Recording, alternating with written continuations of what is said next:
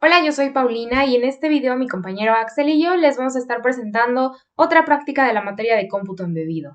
Esta práctica consiste en hacer el diseño de un autómata o bueno, una máquina de Moore y programarlo en Verilog. Esta máquina lo que debe hacer es va a ir leyendo una cadena y en ella cada vez que encuentre una subcadena que cumpla una condición va a devolver un 1, como que la está aceptando, la está reconociendo. Esta condición debe ser que empiece con unos y termine con ceros, y la cantidad de unos debe ser par, mientras que la de ceros debe ser impar. Para contar la cadena completa, el siguiente bit que lea debe ser un 1. Es decir, para que toda esa cadena cuente debe haber unos, ceros y terminar con un 1, que contará para la siguiente cadena. Vamos a ver cómo hicimos la lógica entonces de este autómata. Comenzamos en nuestro estado inicial, S0, y mientras lea 0 se va a quedar ahí porque dijimos que necesita empezar con unos para ser reconocida. Ya que leo un 1, ya tengo impares de unos, como necesito pares, si vuelve a leer otro 0, no nos sirve, volvemos a contar ceros. Pero si lee otro 1, ya tengo pares. Aquí se va a formar una especie de ciclo, porque si vuelvo a leer un 1 vuelve a ser impar, pero si vuelvo a leer un 1 vuelve a ser par y así sucesivamente. El punto es que en estado 2 tengamos unos pares. Ahora, ya que tengo mis unos pares, si leo un 0, ya es un 0 impar. Y aquí se vuelve a hacer lo mismo que aquí pasó con los unos pares, pero para ceros impares. Es decir, un 0 ya es impar, dos ceros ya es par, entonces volvemos aquí y así sucesivamente. Si termina con ceros pares y después de esa con ceros impares, perdón, y después de esa cantidad de ceros lee un 1, quiere decir que ya reconoció esa cadena completa y sí tuvo tanto unos pares como ceros impares. Por lo tanto, esa cadena se reconoce y en el estado 4 va a devolver un 1, como podemos ver aquí. Ahora, del estado 4, si vuelve a leer un 1, es como si aquí estuviéramos empezando la cadena otra vez. 1, ya tenemos un 1 impar, y 1 ya tenemos pares otra vez, entonces vuelve al estado 2. Mientras que si lee un 0, tiene que volver a empezar porque ya no nos está cumpliendo la condición de iniciar con unos la cadena. Esta es la lógica que estuvimos utilizando. El diagramita de aquí abajo nos dice exactamente lo mismo que aquí arriba, solo que aquí se entiende un poquito mejor. Ahora, para programarlo en Verilog, tenemos nuestro módulo ceros unos y tenemos dos entradas que son la señal de reloj y la cadena como tal, cada bit que se va a ir leyendo. Y tenemos dos salidas. Una de nuestras salidas es como tal la señal que nos indica, como podemos ver aquí, cuando ya se leyó la cadena. La salida va a ser 1 únicamente cuando ya se reconoció el patrón que estamos buscando. Y también tenemos otra salida que es status, que es para ir viendo en qué estado nos encontramos en este momento. Bien, para esto tenemos una serie de estados. Como vemos en el diagrama, solo vamos a estar usando estos 5, pero necesitamos hacer los otros 3 para llenar nuestros 3 bits con todas las combinaciones posibles, aunque los usemos como estados basura, por si acaso, por si algún error del sistema llega a arrojar algún bit en una posición equivocada o algo, vamos a estarlos utilizando como estados basura. También tenemos nuestro registro del estado actual y del estado siguiente que vamos a estar utilizando para movernos conforme a las condiciones que ya les mencioné. Bien, ahora tenemos tres bloques. En el bloque de transición, simplemente cada señal positiva de reloj vamos a cambiar del estado actual al estado siguiente.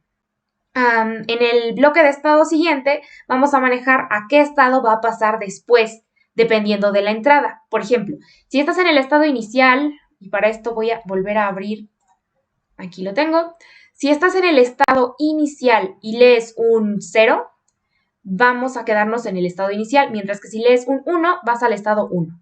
En el estado 1, si lees un 0, vas al estado inicial, si lees un 1, vas al estado 2. Y así sucesivamente, es lo único que vamos haciendo, vamos dándole la indicación de a dónde ir.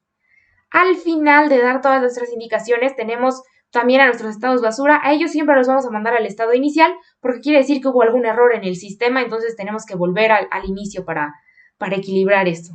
Un error muy extraño en nuestro sistema, pero se prevé por si acaso, como buena práctica. Bien, después tenemos nuestro bloque de salida. Nuestro bloque de salida va diciendo precisamente cuál es la salida que le corresponde al estado. Si estoy en estado 0, mi salida siempre va a ser 0.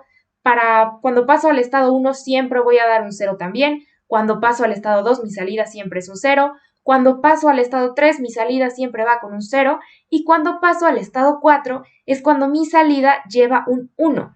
por lo que el único estado que me debe dar un 1 como salida es el estado 4. Y también tenemos nuestro default por si cualquier error extraño ocurre en nuestro sistema y también nos va a indicar una salida de 0.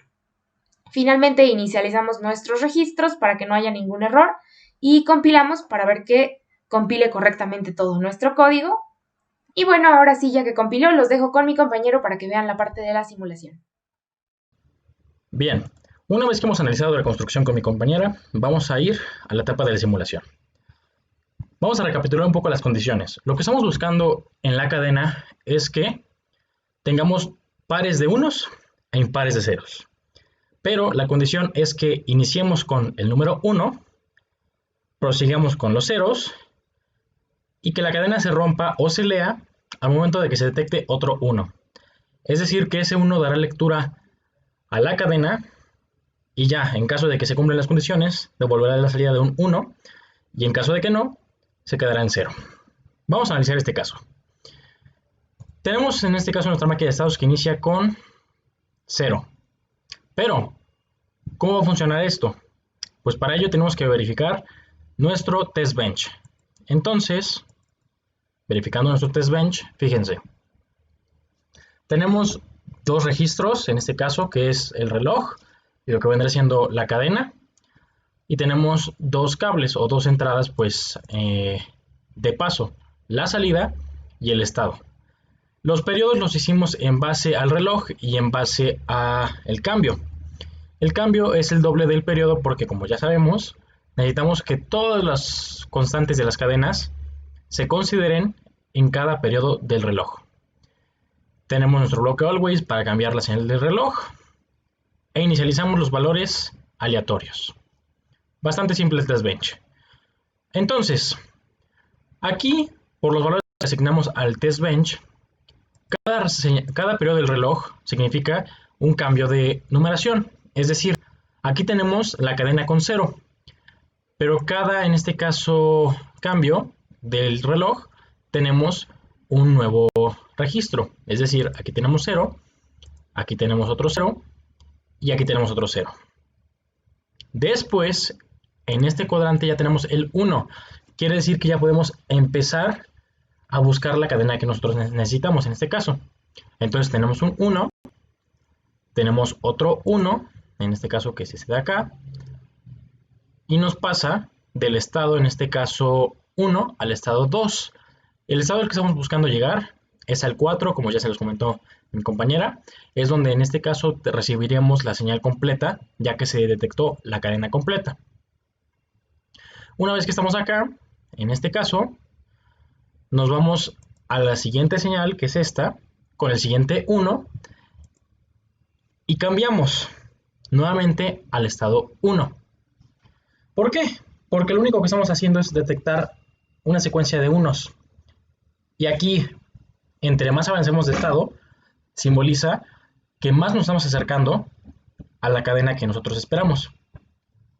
Pero como lo que estamos buscando es un par de unos, aquí en estado 1, con el siguiente número ya es par. Es decir, ya podremos buscar los ceros. Pero como detectó otro 1, regresó al estado 1, porque no puede en este caso seguir. Y en el siguiente estado, fíjense, en nuestro cuarto 1, ya tenemos nuevamente el estado 2. Y aquí finalmente se rompe con un 0. Quiere decir que ya terminamos de leer los unos. Ya cumplimos con la primera condición, que sea pares de unos.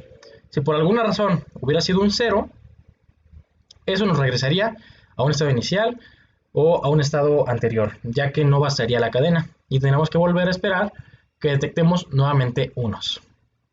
Muy bien, una vez que ya detectamos esto, nos podemos fijar que en este caso tenemos nuestro primer 0. Ya nos pasa al estado 3. Ya en ese estado podríamos terminar la cadena. ¿Por qué? Porque en este caso ya tenemos impar de 1, de ceros, perdón. Pero no pasa así. Volvemos a leer otro 0. Eso nos manda a lo que vendría siendo el estado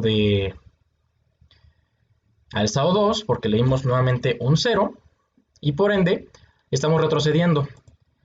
Cabe recalcar que el retroceso va a ocurrir cada vez que tengamos pues otro 0 que no cumple la condición de que sea impar. así como nos estaba sucediendo con la primera etapa de los unos. Después podemos ver, avanzando un poco más para acá, tenemos nuestro tercer 0 nuevamente. Eso indica que pasamos nuevamente al estado 3. Quiere decir que ya tenemos 4 unos y 3 ceros. En ese momento ya podremos tener pues la posibilidad de que termine nuestra lectura de cadena, pero recordemos que la condición es que haya un 1. Finalmente, después de este 0 vemos que tenemos otra vez la cadena con un 1. Eso corta la señal, corta la lectura, y finalmente vemos que tenemos 4 unos, 3 ceros, el 1 para leer la cadena, nos manda el estado 4, y vamos a la salida. La salida había sido en todos los momentos anteriores, había sido 0, aquí, y finalmente durante un periodo va a ser igual a 1, porque ya cumplimos la condición en este caso de que tengamos el par de unos y el impar de ceros, los unos primero, y que la cadena se rompa con la lectura de un 1. Posteriormente nos regresaremos en este caso al estado 2 o al estado 0, dependiendo del valor que hemos detectado. En este caso ha sido un 1 y después un 0, pero por ende, aquí como tenemos valores constantes, nos regresa al estado 2. Bueno, pues prácticamente ese es nuestro circuito, bastante simple.